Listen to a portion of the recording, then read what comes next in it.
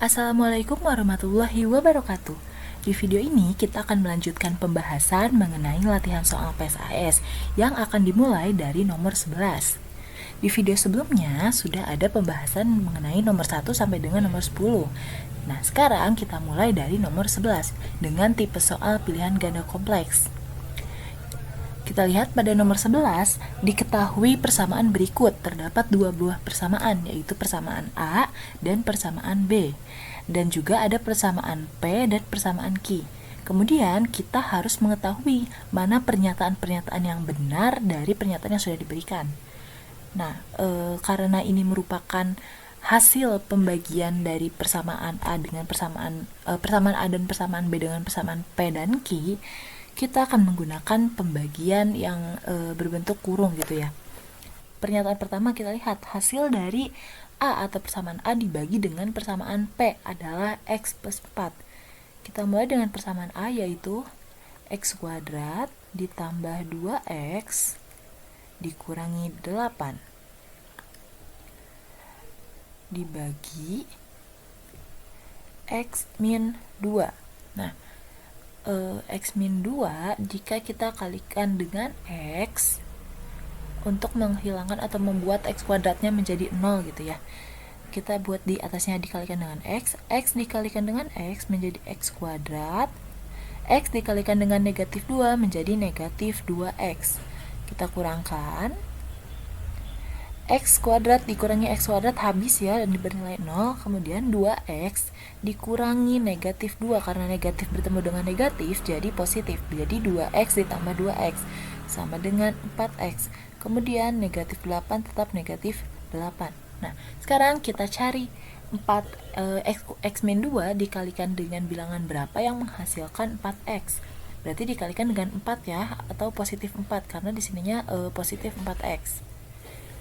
Nah, X dikalikan dengan positif 4 hasilnya 4X, negatif 2 dikalikan dengan 4 yaitu negatif 8.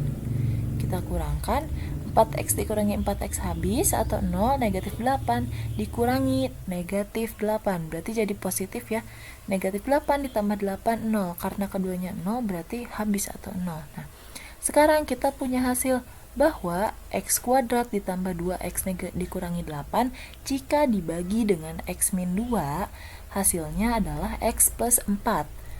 Berarti pernyataan pertama benar jika hasil dari A dibagi dengan P adalah X plus 4.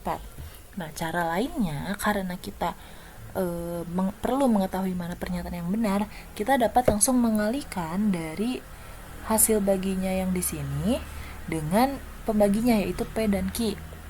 Karena kalau misalnya benar hasil kali dari hasil bagi dengan pembaginya adalah persamaan A atau B, maka pernyataan tersebut benar. Tapi jika salah atau berbeda, maka pernyataannya salah. Kita mulai dari pernyataan kedua yaitu hasil dari A dibagi dengan Q adalah X min 4.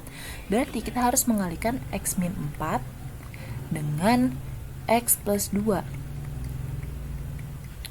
Kita kalikan X dikali dengan X yaitu X kuadrat, negatif 4 dikali X negatif 4X, X dikali positif 2 ditambah 2X, negatif 4 dikali positif 2 negatif 8 sama dengan X kuadrat min 4X ditambah 2X berarti negatif 2X dikurangi 8. Kita lihat persamaannya berbeda ya. Di sini yang hasilnya kita hitung B-nya itu negatif, sedangkan di persamaan A, B-nya itu positif. Jadi pernyataan yang kedua itu salah, karena harusnya ininya positif gitu ya, bukan negatif B-nya. Selanjutnya kita ke pernyataan ketiga. Hasil dari B dibagi dengan P adalah 2X plus 3. Langsung kita coba kalikan. 2X plus 3 dikali dengan X min 2. 2X dikalikan dengan X 2X kuadrat, 2X dikalikan dengan negatif 2 negatif 4X, 3 dikalikan dengan X 3X, dan 3 dikalikan dengan negatif 2 negatif 6 sama dengan 2X kuadrat negatif 4 ditambah 3 negatif 1 atau negatif X dikurangi 6. Hasilnya 2X kuadrat dikurangi X dikurangi 6 Sedangkan persamaan B adalah 2x kuadrat ditambah x dikurangi 6. Berbeda ya, berarti pernyataan ketiga salah. Terakhir, pernyataan keempat. B dibagi dengan Q.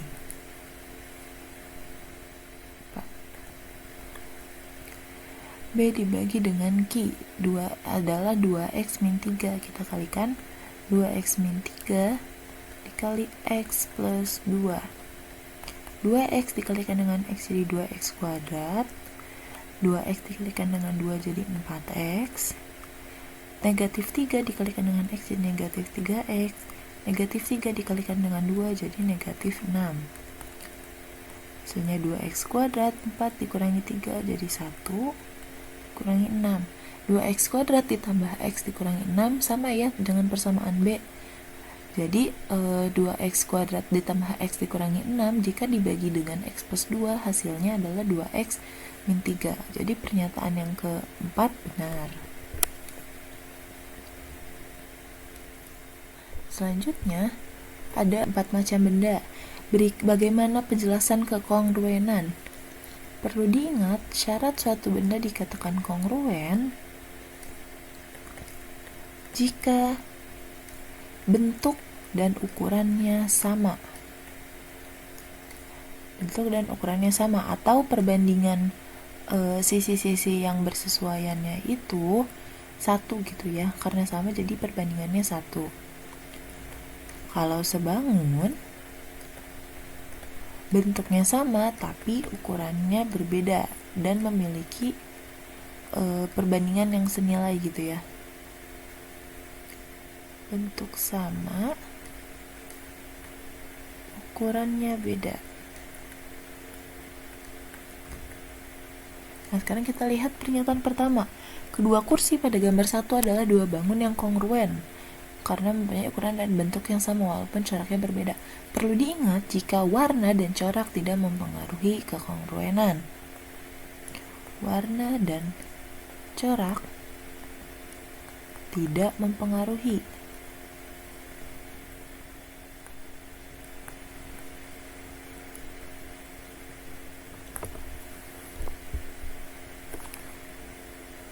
Tidak mempengaruhi. Nah, kedua kursi pada gambar 1 adalah kongruen.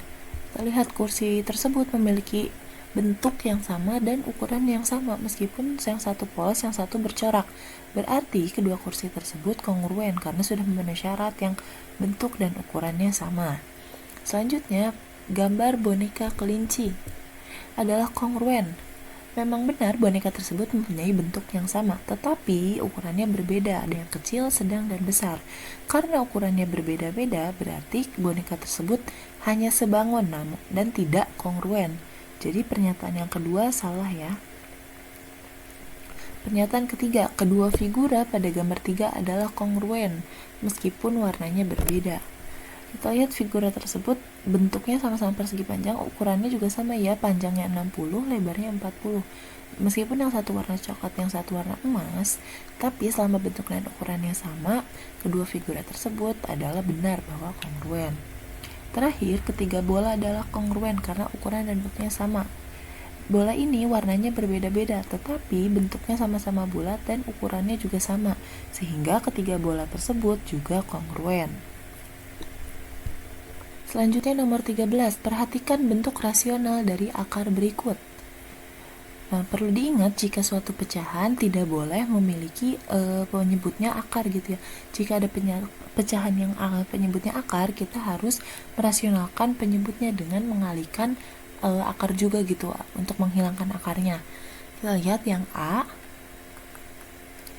9/2 akar 3. Nah, untuk menghilangkan akar berarti kita perlu mengalihkan dengan akar 3 juga agar akarnya hilang gitu ya.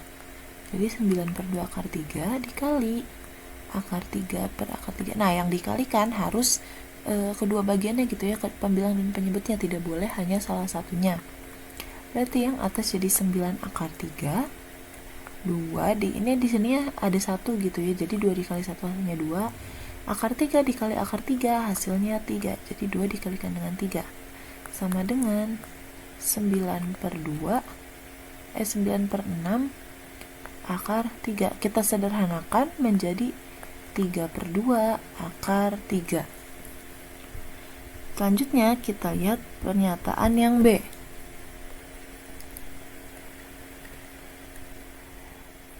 Yang B ada 3 per akar 5 ditambah akar 3. Nah, jika penyebutnya bukan akar tunggal tapi berupa penjumlahan atau pengurangan, kita harus mengalihkan dengan lawannya. Misalkan di sininya positif, berarti yang kita kalikan dengan negatif. Misalkan di sininya negatif, berarti yang kita kalikan dengan positif, sehingga bentuknya menjadi 3 per akar 5 ditambah akar 3. Keduanya kita kalikan dengan lawannya, yaitu akar 5 dikurangi akar 3 per akar 5 dikurangi akar 3 sama dengan 3 dikalikan dengan akar 5, 3 akar 5. 3 dikalikan dengan negatif akar 3 jadi negatif 3 akar 3 per akar 5 dikalikan dengan akar 5, 5. Akar 5 dikalikan dengan negatif akar 3, negatif akar 15. Akar 3 dikali dengan akar 5, positif akar 15. Terakhir positif akar 3 dikalikan dengan negatif akar 3, hasilnya negatif 3. Sama dengan 3 akar 5 dikurangi 3 akar 3, karena akarnya beda gitu ya, jadi tidak bisa dijumlahkan. Nah, ini habis ya, hasilnya 0 ya, karena negatif ditambah positif. Jadi tersisa 5 dikurangi 3, hasilnya 2. Sekarang kita lihat pernyataannya. Pernyataan A benar jika hasilnya 3/2 akar 3. Benar ya, hasil yang sudah kita hitung 3/2 akar 3, berarti pernyataan pertama benar. Selanjutnya pernyataan B benar jika hasilnya 3 akar 5 ditambah 3 akar 3/2. Dari hasil yang sudah kita hitung, tandanya negatif bukan positif, berarti pernyataan kedua salah. Selanjutnya, hasil pernyataan A ditambah B adalah 6 akar 3 ditambah 3 akar 5/2. Jadi ini pernyataan 3. A ditambah B berarti 3/2 akar 3 ditambah 3 akar 5 dikurangi 3 akar 3/2. Nah, karena penyebutnya sudah sama-sama 2, ini dapat langsung kita jumlahkan menjadi 3 akar 3 ditambah 3 akar 5 dikurangi 3 akar 3. Nah, karena ini positif dikurangi positif dengan negatif, berarti hasilnya 0 ya, atau habis. Jadi jawabannya 3 akar 5/2. Salah ya, karena harusnya 3/5 akar 2. Terakhir, pernyataan B dikurangi A berarti 3 akar 5 dikurangi 3 akar 3/2 dikurangi 3/2 akar 3. Karena penyebutnya sudah sama, langsung kita operasikan. 3 akar 5 dikurangi 3 akar 3 dikurangi 3 akar 3 sama dengan ini tetap ya, 3 akar 5 negatif 3 dikurangi 3 jadinya negatif 6 akar 3/2. Nah, lihat hasil B dikurangi adalah 3 akar 5 dikurangi 6 akar 3/2. Benar ya, jawabannya sama. Jadi pernyataan keempat benar.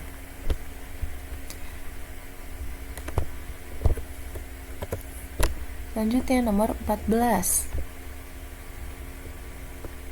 Pak Ramdan memiliki sebidang tanah berbentuk persegi panjang yang digunakan sebagai taman. Diketahui bahwa ukuran panjang taman adalah 2 kali ukuran lebarnya dan keliling tamannya adalah 180. Tanahnya berbentuk persegi panjang. Ini lebar, ini panjang. Dengan katanya panjangnya 2 kali lebarnya. Kelilingnya 180. Keliling persegi panjang itu rumusnya kan 2 dikali P tambah L. Nah, karena kita tadi sudah punya P-nya ada 2L, kita ganti P-nya dengan 2L atau kita substitusikan menjadi 2L ditambah L. Nah, tadi kelilingnya katanya 180 ya. Jadi 180 mana 2 dikalikan 2L ditambah L, 3L. 180 sama dengan 2 dikali 3L, 6L. 6L sama dengan 180. L sama dengan 180 dibagi 6. Sama dengan 30 cm. 30 meter.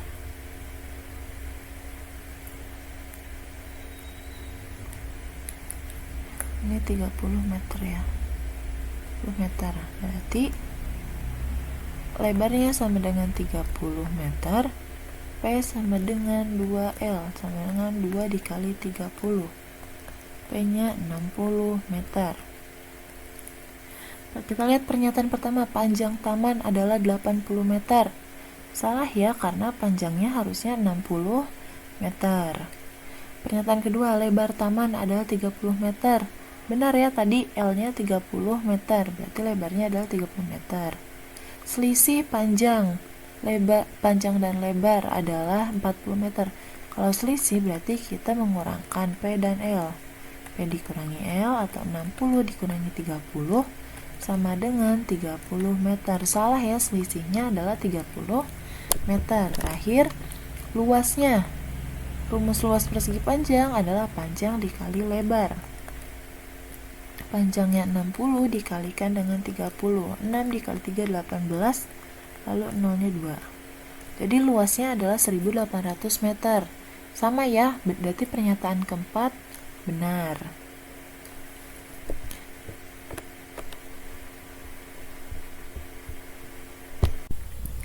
Soal selanjutnya ada diketahui dua buah segitiga, yaitu segitiga PQR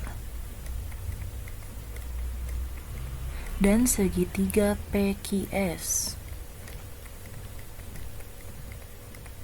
Dari soal kita sudah mengetahui bahwasannya garis PQ pada segitiga PQR sama dengan garis QP pada segitiga PQS, karena garis tersebut berimpit, berarti garis tersebut memiliki ukuran yang sama.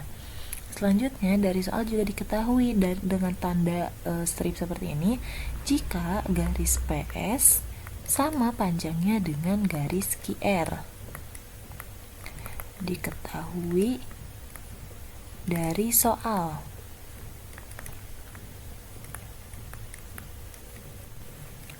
Kemudian diketahui juga jika besar sudut P sama dengan besar sudut Q. Diketahui. Nah, berdasarkan dari tanda ini ya, diketahui jika besar sudut P sama dengan besar sudut Q. Nah, karena sudah memenuhi syarat dua buah sisi yang bersesuaian dan sudut yang diketahui nilainya sama, maka segitiga PQR sebangun dengan segitiga PQS. Nah, tadi sisi-sisi yang bersesuaiannya ada PQ per QP. Karena berimpit ya, berarti perbandingannya 1. Kemudian ada garis PS dan QR yang sama-sama besarnya gitu ya, ditandai dengan garis ini, berarti perbandingannya juga 1. Nah, karena dua buah sisinya diketahui sama besarnya dan memiliki perbandingan 1, maka garis sudah pasti garis QS dan PR juga memiliki perbandingan 1, sehingga segitiga PQR kongruen dengan segitiga PQS.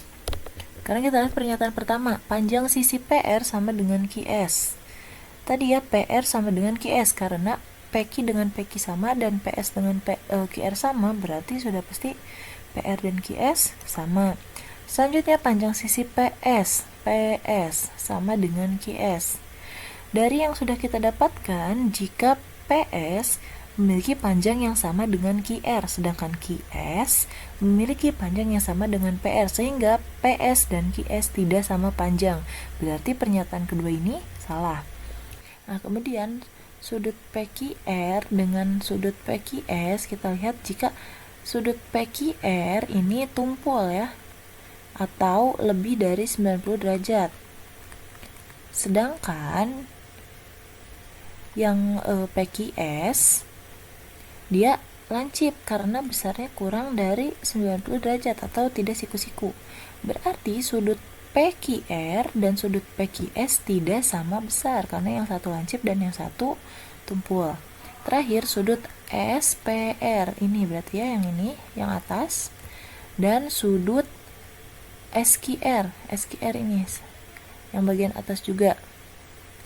Katanya sama dengan, kita lihat kedua sudut ini menghadap ke arah yang sama atau sahadap.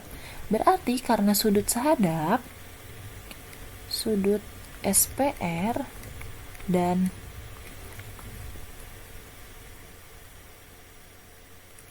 sudut SQR sahadap. Sehingga karena sahadap berarti besarnya sama. Jadi pernyataannya benar ya jika sudut SPR sama besar dengan sudut SQR karena sahadap. Nah, selanjutnya kita masuk ke tipe soal benar salah. Silakan beri tanda centang pada pilihannya jika benar atau salah pada kolom yang tersedia. Yang pertama, kita punya bentuk aljabar A dan bentuk aljabar B. Perhatikan bentuk aljabar berikut. Yang A ada 4P dikurangi 3Q ditambah 5, dan yang B ada 4 ditambah 3Q dikurangi 10. Berilah tanda centang pada pernyataan yang benar atau salah. Kita lihat pernyataan nomor 16. Hasil pengurangan A dan B adalah 3P ditambah 6Q dikurangi 15. Pengurangan A dan B berarti A dikurangi B. Kalau hasil pengurangan A dari B berarti itu B dikurangi A, dan sedangkan kalau hasil pengurangan A dan B atau hasil pengurangan A oleh B berarti A dikurangi B. Karena ini hasil pengurangan A dan B berarti A dikurangi B sama dengan yang A-nya 4P dikurangi 3Q ditambah 5 dikurangi kurung buka P ditambah 3Q dikurangi 10 kurung tutup. 4P dikurangi 3Q ditambah 5. Negatif ketemu positif jadi negatif P, negatif ketemu positif jadi negatif lagi, negatif 3Q. Negatif ketemu negatif jadi positif 10. Sekarang kita satukan yang variabelnya sama dan yang tidak mempunyai variabel. Berarti jadi 4P dikurangi P dikurangi 3Q dikurangi 3Q ditambah 5 ditambah 10. Nah, berarti sama dengan 4P dikurangi P, hasilnya berarti jadi 3P ya. 3P negatif 3 dikurangi 3 negatif 6Q. 5 ditambah 10 ditambah 15. Di pernyataan yang nomor 16 harusnya hasil pengurangan A dan B adalah 3P ditambah 6Q dikurang 15. Sedangkan hasil yang sudah kita hitung A dikurangi B itu 3P dikurangi 6Q ditambah 15. Berarti pernyataan 16 salah karena seharusnya 6-nya negatif dan 15-nya positif. Selanjutnya pernyataan nomor 17. Hasil dari 2B dikurangi A adalah negatif 2P ditambah 9Q dikurangi 25. 2B dikurangi A. Berarti 2 dulu dikalikan dengan B, B-nya P ditambah 3Q dikurangi 10 dikurangi 4P negatif 3Q ditambah 5 sama dengan 2 dikali P jadi 2P, 2 dikali positif 3Q positif 6Q 2 dikali negatif 10 negatif 20. Artinya negatif ketemu positif jadi negatif 4P negatif dan negatif jadi positif 3Q, negatif kali positif jadi negatif 5. Sekarang kita satukan yang variabelnya sama. 2P dikurangi 4P ditambah 6Q ditambah 3Q dikurangi 20 dikurangi 5 sama dengan 2P dikurangi 4P negatif 2P 6 ditambah 3 positif 9Q negatif 20 dikurangi 5 negatif 25. Jadi hasilnya negatif 2P ditambah 9Q dikurangi 25. Sama ya dengan pernyataan 17, negatif 2P ditambah 9Q dikurangi 25. Jadi pernyataan 17 benar. Selanjutnya, Zava membuat segitiga siku-siku dengan siku-siku di titik C. Dari titik C dibuat garis ke titik D pada garis AB sedemikian sehingga CD tegak lurus dengan AB. Ini ya CD tegak lurus dengan AB, berarti di sini siku-siku. Diketahui jika panjang AB adalah 9.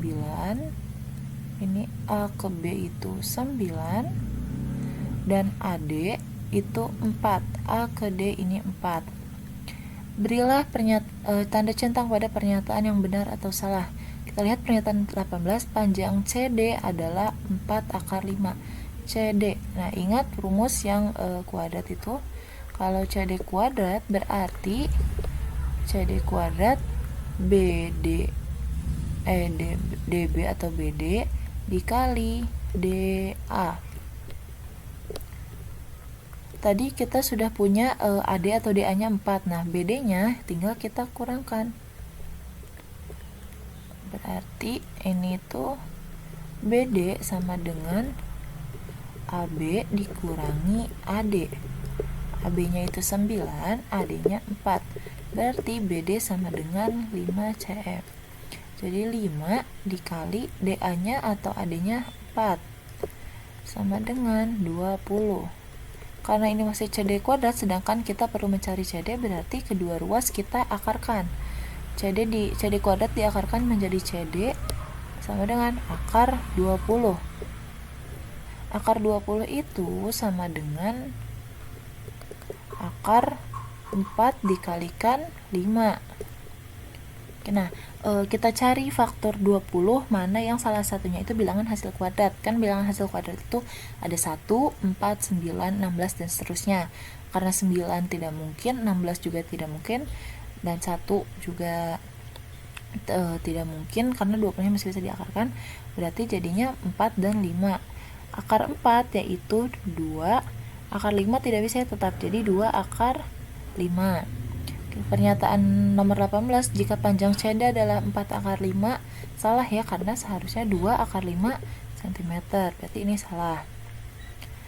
Selanjutnya panjang BC adalah akar 5 cm. BC atau CB kuadrat berarti hasil kali dari BD dikalikan dengan DA.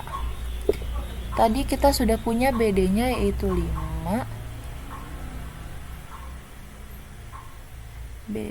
Nah, DA-nya atau ini dikalikan dengan BA ya, bukan DA. Nah, BA-nya tadi 9. Berarti CB kuadrat sama dengan 45. CB kuadrat sama dengan, karena kita mau mencari CB atau BC aja, jadinya kedua ruas kita akarkan jadi CB sama dengan akar dari 45. Faktor dari 45 yang salah satunya merupakan bilangan hasil kuadrat yaitu akar dari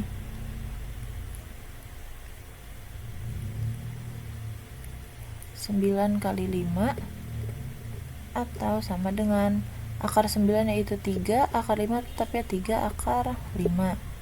Bentar. Nah, karena harusnya 3 akar 5 berarti pernyataan nomor 19 salah ya. Terakhir, panjang AC kuadrat sama dengan AC kuadrat atau CA kuadrat ya ini. Berarti CA kuadrat sama dengan AD dikalikan dengan AB. AD, panjang AD itu 4, AB-nya 9. Berarti CA sama dengan akar 4 dikali 9. CA sama dengan akar 4. Akar 4 itu 2. Di akar 9 dikalikan dengan 3. Berarti CA sama dengan 6 cm. Sama ya jawabannya. Berarti panjang AC atau CA adalah 6 cm. Jadi pernyataan yang ke 20 ini benar jika panjang AC adalah 6.